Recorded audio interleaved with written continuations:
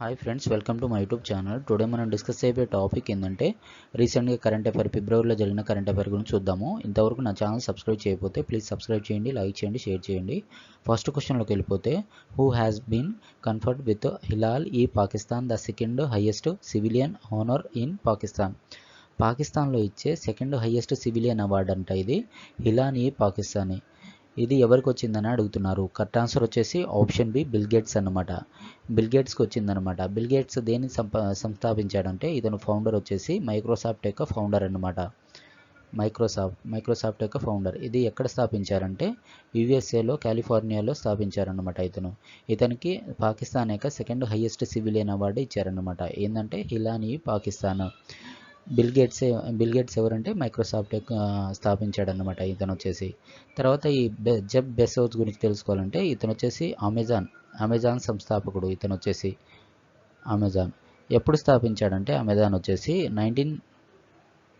1995లో స్థాపించాడన్నమాట. Amazon వచ్చేసి ఇది కూడా ఎక్కడంటే యుఎస్ఏలో అంటే ఆన్లైన్ ప్లాట్ఫామ్. అంటే ఏ వస్తువు అయినా కొనుక్కున్న అమెజాన్ అంటే ఈ కామర్స్ ద్వారా ఆన్లైన్ ప్లాట్ఫామ్ అన్నమాట.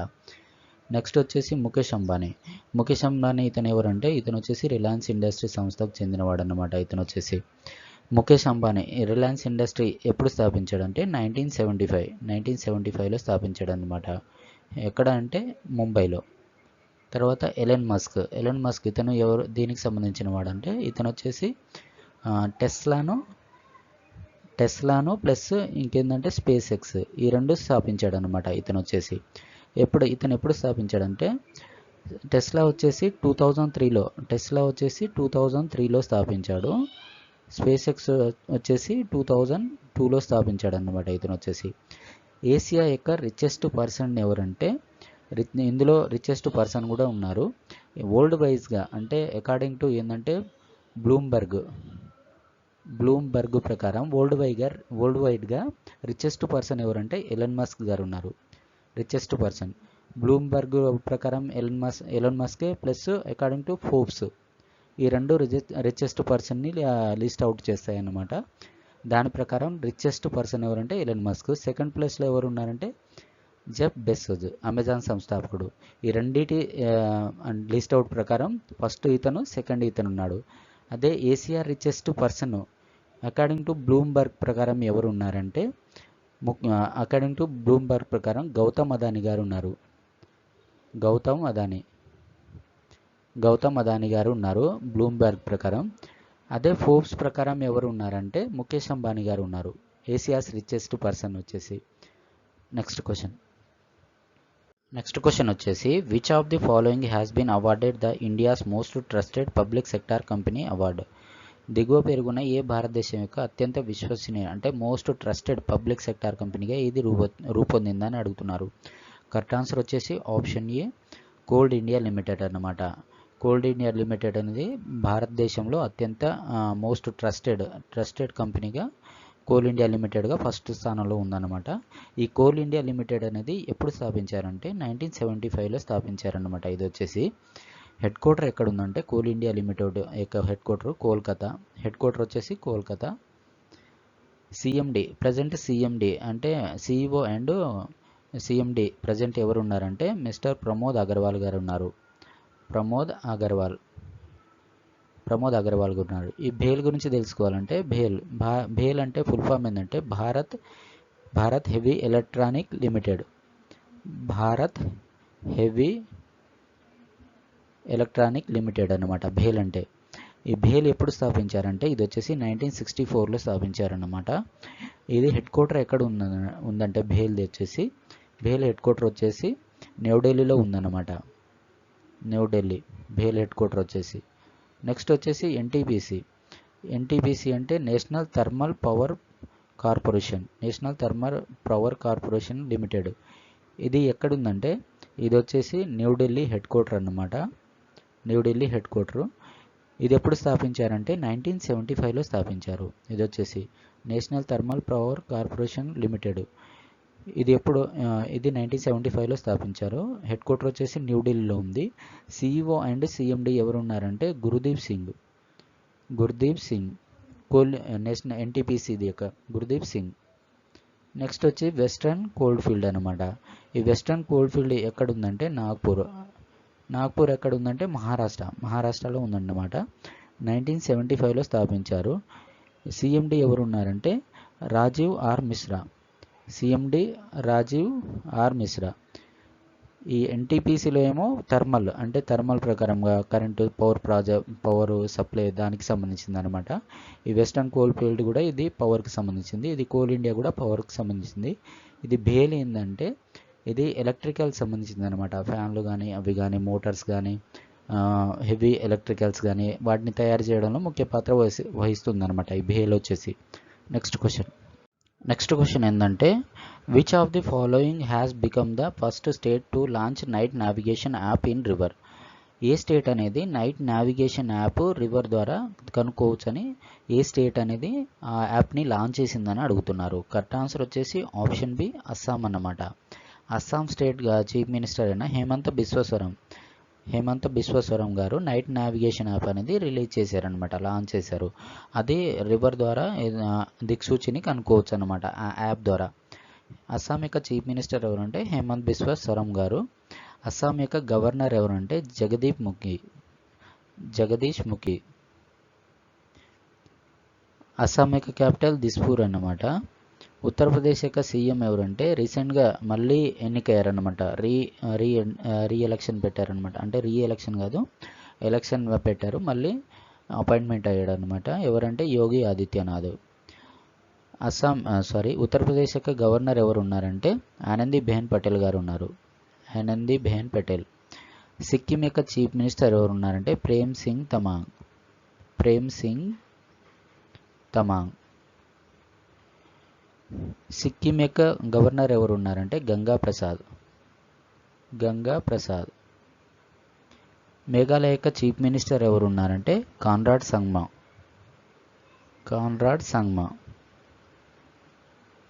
మేఘాలయ యొక్క గవర్నర్ ఎవరు ఉన్నారంటే సత్యపాల్ మాలిక్.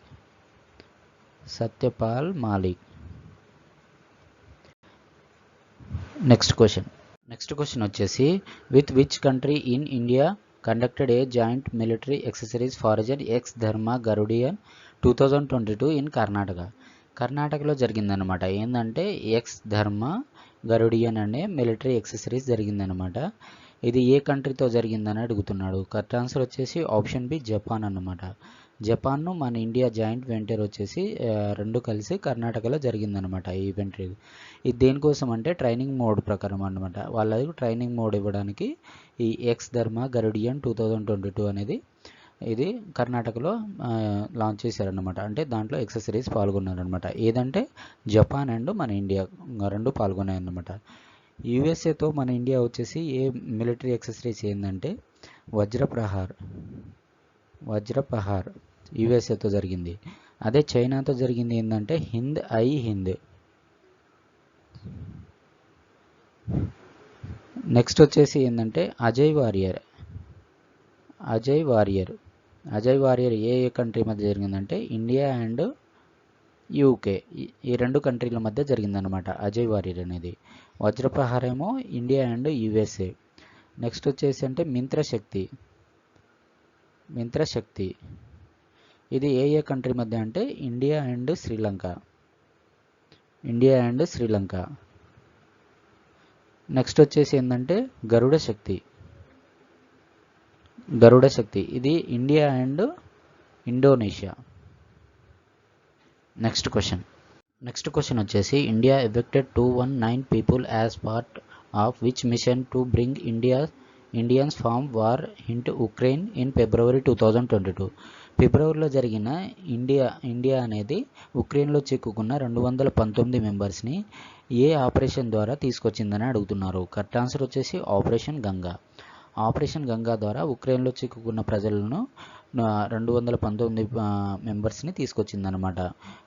అది ఆపరేషన్ అంటే ఆపరేషన్ గంగా. ఆపరేషన్ విజయ్ అంటే ఇది దేని గురించి అంటే ఇది గోవా అన్నమాట.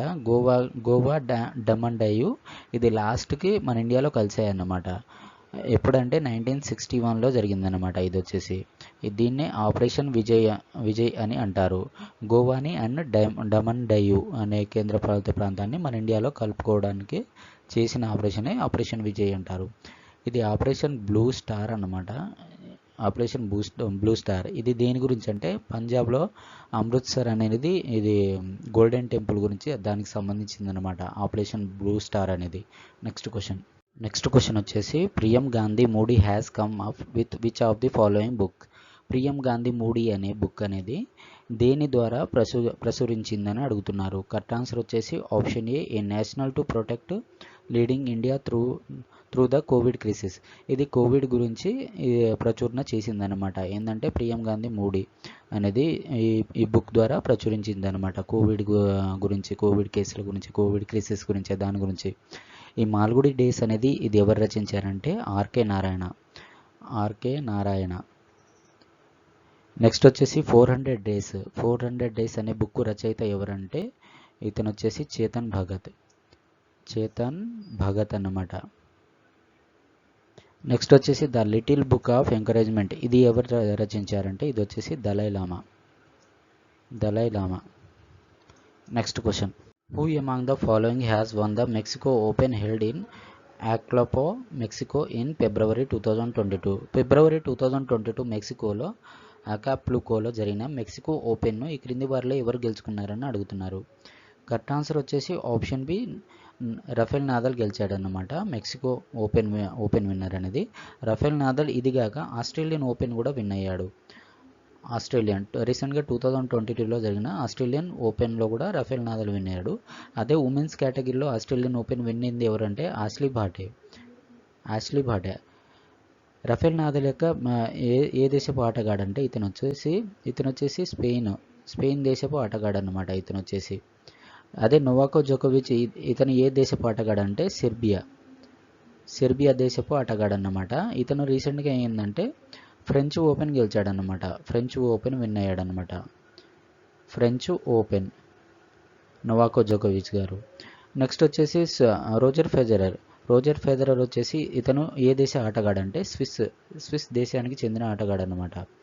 స్విట్జర్లాండ్ దేశానికి చెందిన ఆటగాడు అనమాట ఇతను వచ్చేసి.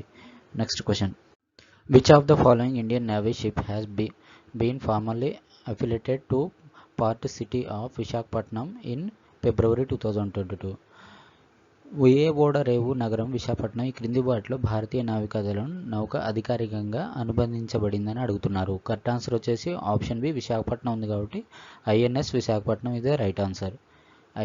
ఐఎన్ఎస్ వేల అండ్ ఇదేంటంటే ఇది డీజిల్ ఎలక్ట్రికల్స్ సంబంధించిన ఇది మజ్గావ్ డాక్లో జరిగిన ఐఎన్ఎస్ వేల అనేది ఇది అక్కడ జరిగిందనమాట. మజ్గావ్ డాక్ అనేది తీరంలో జరిగిందనమాట ఐఎన్ఎస్ వేల అనేది. Next question, to mark the discovery of Raman effect which day is celebrated as the national science day. Raman effect గాను నేషనల్ సైన్స్ డేగా ఏ రోజు జరుపుకుంటారని అడుగుతున్నారు. కరెక్ట్ ఆన్సర్ వచ్చేసి option B 28 February. Every year 28 ఫిబ్రవరిన నేషనల్ సైన్స్ డేగా జరుపుకుంటారన్నమాట. ఏంటంటే Raman effect sir C V Raman గారు అతను రామన్ ఎఫెక్ట్ కనుగొన్నందుకు ఇతనికి 1930లో నోబెల్ బహుమతి వచ్చిందనమాట. నోబెల్ బహుమతి వచ్చింది. దానికి గాను రామన్ ఎఫెక్ట్కి గాను ఎవ్రీ ఇయర్ ఫిబ్రవరి 28న నేషనల్ సైన్స్ డేగా జరుపుకుంటారన్నమాట. Next question, who presided an emergency session of the general assembly in February 2022 discuss Russia's military operation in ఉక్రెయిన్ను రష్యా మధ్య యుద్ధాలు జరుగుతున్నాయన్నమాట. ఆ యుద్ధానికి శాంతిపరిచేందుకు ఎవరు ప్రెసిడెంట్గా వహించాడని అడుగుతున్నారు. కరెక్ట్ ఆన్సర్ వచ్చేసి ఆప్షన్ ఏ అబ్దుల్లా షాహిద్ అన్నమాట. రష్యాకును ఉక్రెయిన్కు మధ్య జరిగిన యుద్ధాలు అనమాట. దాంట్లో శాంతి ఒప్పందంగాను వారి ఇరువురి దేశాల మధ్య చర్చలు సాగించేందుకు అంటే శాంతి ఒప్పందాలకు ఎవరు ప్రెసిడెంట్ వహించాడంటే అబ్దుల్లా షాహిద్ అనమాట. రష్యా యొక్క ప్రెసిడెంట్ ఎవరంటే వ్లాదిమిర్ పుతిన్ గారు ఉన్నారు. రష్యా యొక్క క్యాపిటల్ ఏంటంటే మాస్కో అన్నమాట. అదే ఉక్రెయిన్ యొక్క క్యాపిటల్ ఏంటంటే కీవ్. ఉక్రెయిన్ యొక్క క్యాపిటల్ వచ్చేసి కీవ్ అన్నమాట. ఉక్రెయిన్ యొక్క ప్రెసిడెంట్ ఎవరంటే జెలెన్స్కీ. ఉక్రెయిన్ యొక్క ప్రెసిడెంట్ వచ్చేసి Zelensky. Thank you so much. నా ఛానల్ నేను చెప్పే విధానం నచ్చినట్టయితే ప్లీజ్ సబ్స్క్రైబ్ చేయండి, లైక్ చేయండి, షేర్ చేయండి. Thank you so much.